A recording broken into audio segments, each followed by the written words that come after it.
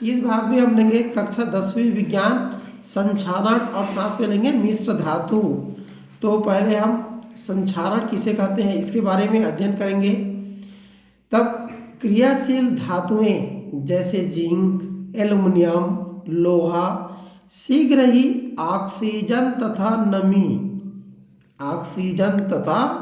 नमी से क्रिया करती है और उनके यौगिकों में परिवर्तित हो जाती है और यह क्रिया संक्षारण कहलाती है।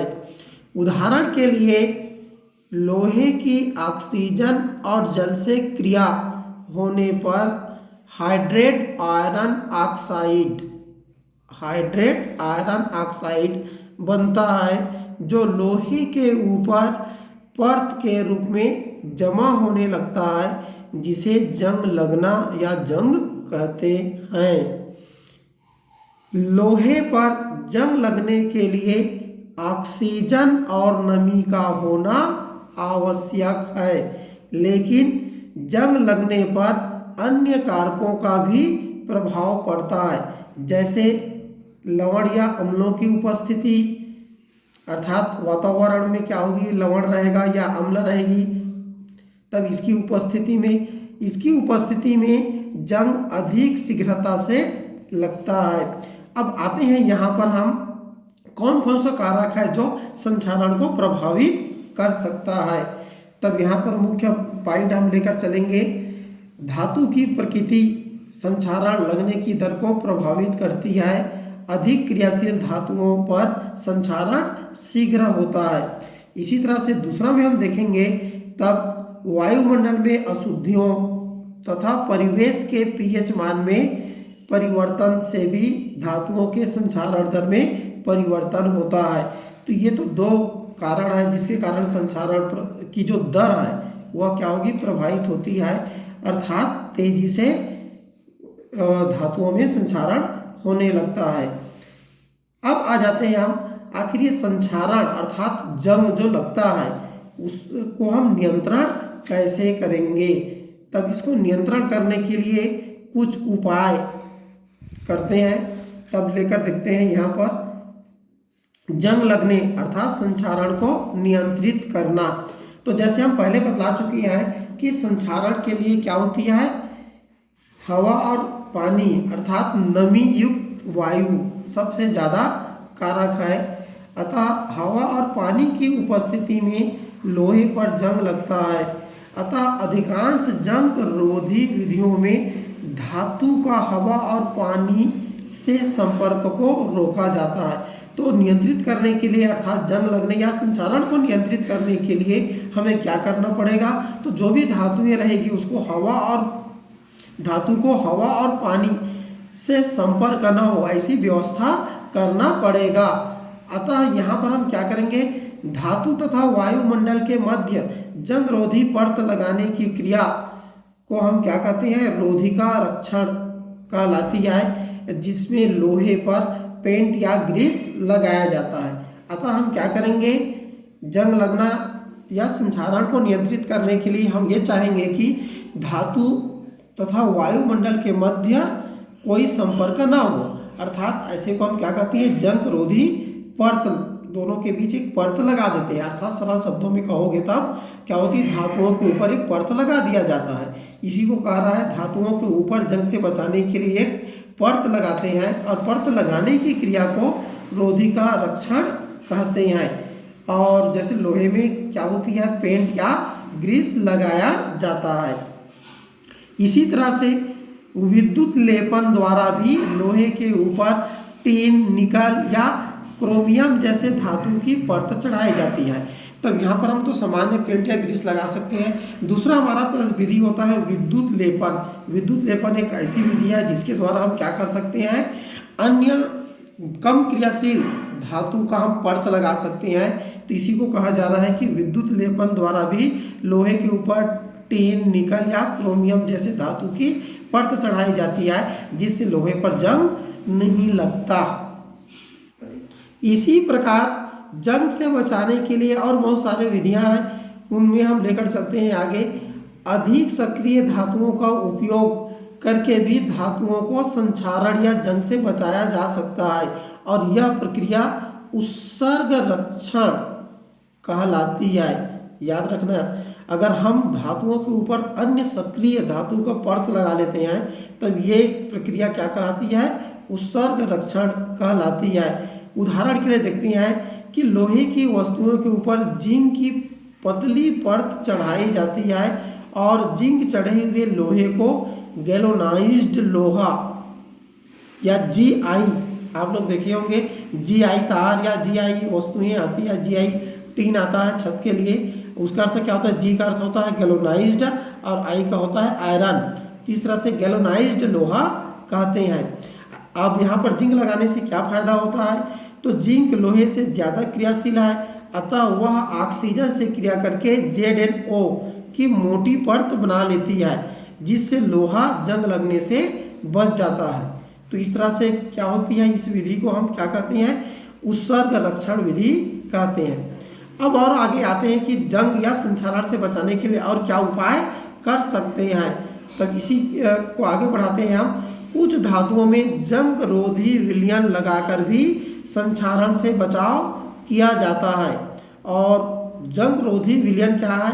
तब जंग रोधी विलयन में मुख्यतः दो प्रमुख विलयन है, एक होता है क्षारीय क्रोमेट या और दूसरा होता है क्षारीय फॉस्फेट। अर्थात हम क्या करते हैं? जंग रोधी विलयन लगाने में क्षारीय क्रोमेट या फिर क्षारीय फॉस्फेट विलयन का उपयोग करते हैं।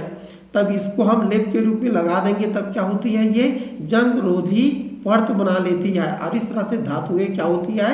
जंग लगने से बच जाती है। अर्थात जंग लगना मतलब संक्षारण से बच जाती है। और आगे हम चलते हैं सुरक्षा की दृष्टि से, अर्थात जंग या संक्षारण से बचाने के लिए। तो लोहे को अन्य धातुओं के साथ मिलाकर मिश्र धातु बनाई जाती है। तो मिश्र धातु बनाना भी क्या है? एक तरह से जंग से बचाने का मुख्य विधि है, जिन पर जंग बहुत कम या नहीं लगता है, जैसे स्टेनलेस स्टील। स्टेनलेस स्टील क्या है? लोहे का मिश्र धातु है, लेकिन उस पर जंग नहीं लगता या लगता है तो बहुत कम मात्रा में लगती है। तो इस तरह से हमारे पास बहुत सारे विधियां हैं जिन विधियों से हम धातुओं को जंग या संक्षारण से बचा सकते हैं। इसको एक बार रिविजन के रूप में लेते हैं।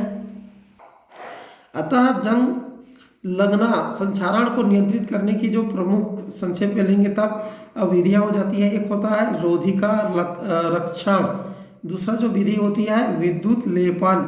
इसी तरह से अगर हम आगे चलें तब आगे यहाँ पर देखते हैं तब क्या होती है? उत्सर्ग रक्षण। इसी तरह से आगे आप चलते हैं तब यहाँ पर होता है गैल्वेनाइज्ड विधि, जिसको हम उत्सर्ग रक्षण के नाम से भी जानते हैं। इसी तरह से आता है जंग रोधी विलयन, जिसमें होता है क्षारीय क्रोमेट या क्षारीय फॉस्फेट का लेपन करना। इसी तरह से अन्य जो विधि में आता है मिश्र धातु बनाना। तो इस तरह से बहुत सारे उपाय हैं जिसके द्वारा हम जंग या संक्षारण लगने की जो प्रक्रिया है उसको नियंत्रित कर सकते हैं। अब आते हैं लोहे पर जंग लगने का रासायनिक सिद्धांत। अब हमने देखा कि जंग लगता है और उसको उस संक्षारण से बचाव का उपाय भी कर लिए। अब इसमें आता है कि आखिर जंग क्यों लगता है? तो नमी की उपस्थिति में क्या होती है? जंग लगता है, अर्थात पानी भी रहेगा और वायु भी रहेगी। तो मुख्यतः पानी H2O और वायु मतलब वायु में ऑक्सीजन O2, इन दोनों की उपस्थिति में ही क्या होती है? जंग लगती है। तब यहाँ पर लेते हैं तो संक्षारण की क्रिया क्या होती है? विद्युत रासायनिक अभिक्रियाओं द्वारा संपन्न होती है। अर्थात संक्षारण विशेषकर यहाँ पर लोहे के परिप्रेक्ष्य में हम ले रहे हैं, तो लोहे में जो संक्षारण होता है वह विद्युत रासायनिक अभिक्रिया द्वारा संपन्न होती है। अब कैसे होता है इसके लिए हम लेकर चलते हैं। जब लोहे को वायु और नमी युक्त वातावरण में रखा जाता है तब धातु की सतह पर धनात्मक और ऋणात्मक क्षेत्र निर्मित हो जाती है, जिससे धातु की सतह रासायनिक सेल की भांति व्यवहार करने लगती है। अब ये रासायनिक सेल की भांति कैसे व्यवहार करती है इसको इस डायग्राम से हम समझने का प्रयास करेंगे।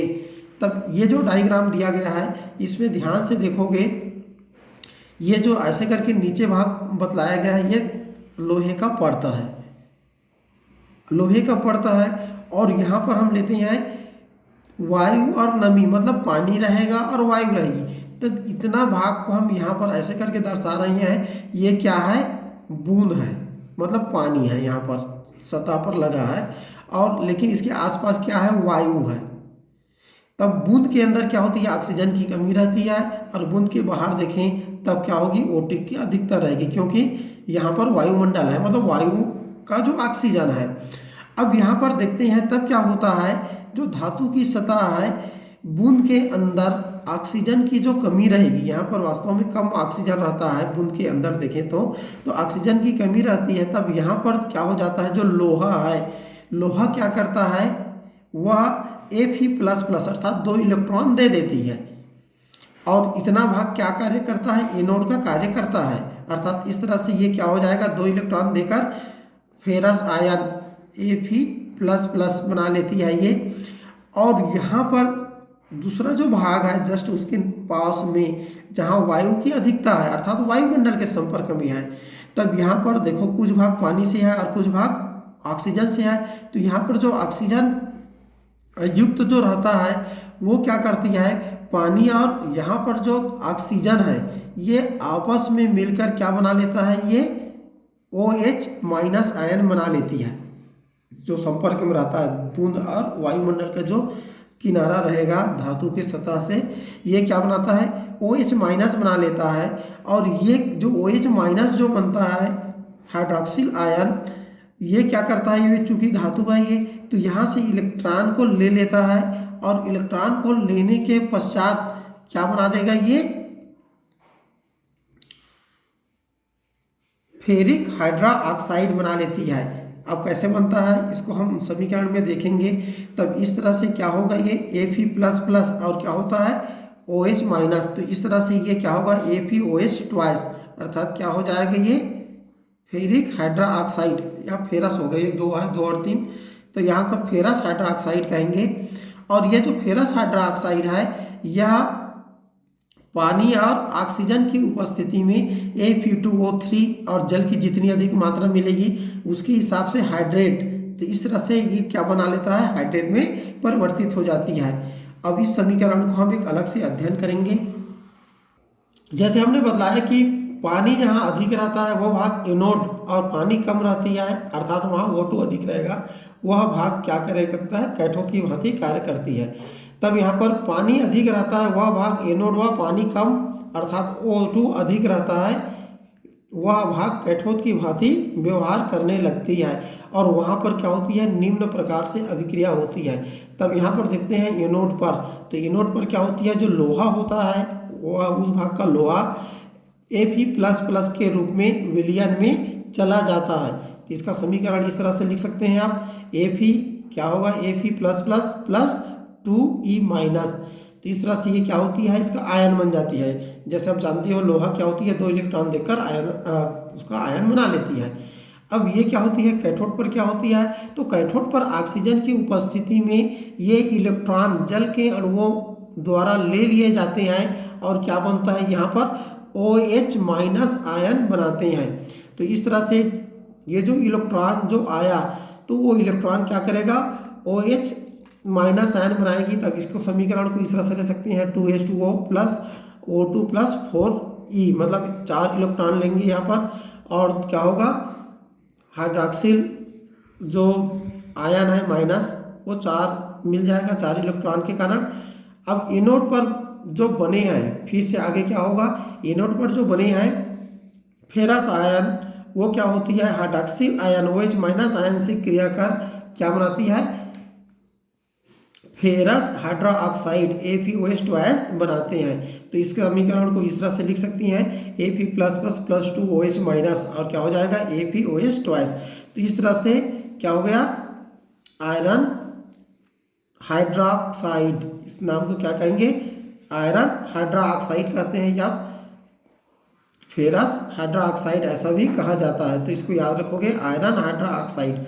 अब ये जो आयरन हाइड्रोक्साइड है यह आयरन हाइड्रोक्साइड वायुमंडल की ऑक्सीजन द्वारा नमी की उपस्थिति में हाइड्रेट आयरन ऑक्साइड, अब देखो यहाँ पर आयरन हाइड्रोक्साइड ApOH2 ये क्या हो जाता है,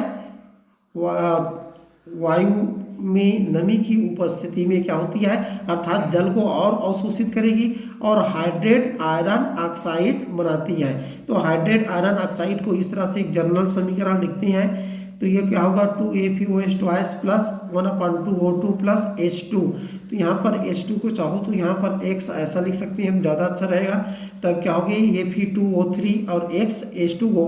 तो इस तरह से जंग में क्या होती है, नमी की मात्रा बहुत ज़्यादा होती है और इस तरह से इस जो यौगिक बना है इसी को हम क्या कहते हैं, जंग कहते हैं। अर्थात यही हाइड्रेट आयरन ऑक्साइड जंग या रस्ट कहलाता है। तो इस तरह से लोहे पर जंग बनने लगते हैं। अब लेते हैं मिश्र धातु एलॉय। तो मिश्र धातु किसे कहेंगे, तब ऐसा समांगी मिश्रण जिसका मुख्य अवयव एक धातु हो और दूसरा धातु भी हो सकता है या अधातु भी, मिश्र धातु कहलाता है। इसे हम ठोस विलयन भी कहते हैं। मिश्र धातु बनाने का मुख्य उद्देश्य धातु की गुणवत्ता बढ़ाना, उसे कठोर बनाना, संक्षारण मुक्त करना, धातु के गलनांक को कम करना इत्यादि है। तो ये क्या होता है, मिश्र धातु क्या है और उसका उद्देश्य क्या है। अब आगे देखते हैं, अब आगे लेते हैं मिश्र धातु कैसे बनाया जाता है। मिश्र धातु का निर्माण, तो ये सिंपल विधि होती है।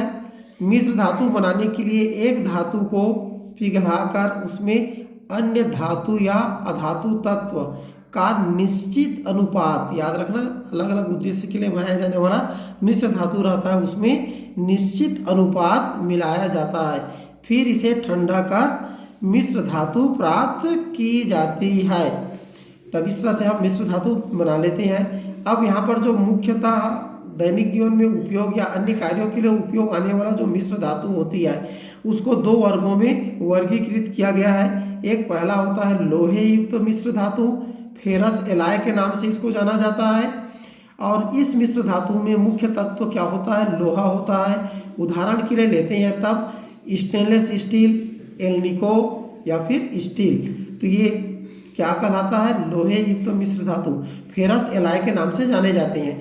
दूसरा वर्ग जो आता है ये होता है लोहे मुक्त मिश्र धातु, अर्थात नॉन फेरस एलॉय, अर्थात जिसमें लोहे का उपयोग नहीं होता। तो इस प्रकार के मिश्र धातु में लोहा नहीं होता है। उदाहरण के लिए पीतल, कांसा, German silver, bell metal, gun metal, duralumin और मैग्नीशियम। तब इस तरह से हम मिश्र धातु को भी अलग अलग उद्देश्य से अलग अलग वर्गों में वर्गीकृत कर सकते हैं। अब आते हैं महत्वपूर्ण मिश्र धातुओं का नाम और उसका संगठन। तब यहाँ पर हम देख रहे हैं कुछ मिश्र धातुओं का जो संगठन कितना कितना प्रतिशत रहता है। तो पहला हम लेते हैं पीतल, जिसके बारे में आप सब जानते हो। तो पीतल में क्या होती है, जो कॉपर है Cu 60 से 80% होता है और जो जिंक होता है वह 40 से 20% होती है। इसी तरह से दूसरा जो मिश्र धातु है कांसा, कांस के नाम से जाना जाते हो कांसा, इसमें जो कॉपर होता है वह 75 से 90% होती है और इसमें दूसरा जो तत्व होता है वह स्टेनस या टीन जिसको बोलते हैं वह 25 से 10% होती है। इसी तरह से तीसरा जो लेते हैं जर्मन सिल्वर, तो जर्मन सिल्वर जो होता है उसमें कॉपर अर्थात तांबा 50% होता है, जिंक 25% और साथ में निकल जो रहता है निकेल एलिमेंट तत्व वो भी 25% यहाँ पर रहता है।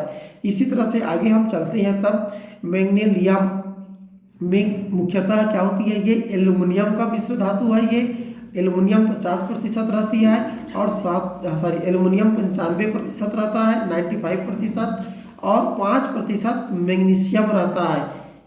इसी तरह से बेल मेटल की बात करते हैं तो बेल मेटल में क्या होती है, जो कॉपर होता है वह 80% होता है और स्टेनस जो रहती है वह 20% होता है। इसी तरह से आगे हम देख सकते हैं आपके पाठ्य पुस्तक में ये सारणी दिया गया है जिसमें मिश्र धातु का नाम, उसका जो घटक है और उसकी प्रतिशत मात्रा, और साथ में उसका उपयोग, जो मिश्र धातु होती है उसका हम क्या क्या उपयोग करते हैं। तब यहाँ पर जैसे लेते हैं पीतल का संगठन इस तरह से होता है, और इसका जो उपयोग को देखें तब बर्तन एवं घरेलू सामान बनाने में होता है। इसी तरह से आप इस सारणी का विशेष रूप से अध्ययन कर लेंगे और उसका नाम और संगठन और उसके उपयोग को आपको याद करना है। इस तरह से इस भाग में इतना ही लेते हैं, अगला भाग बाद में लेंगे।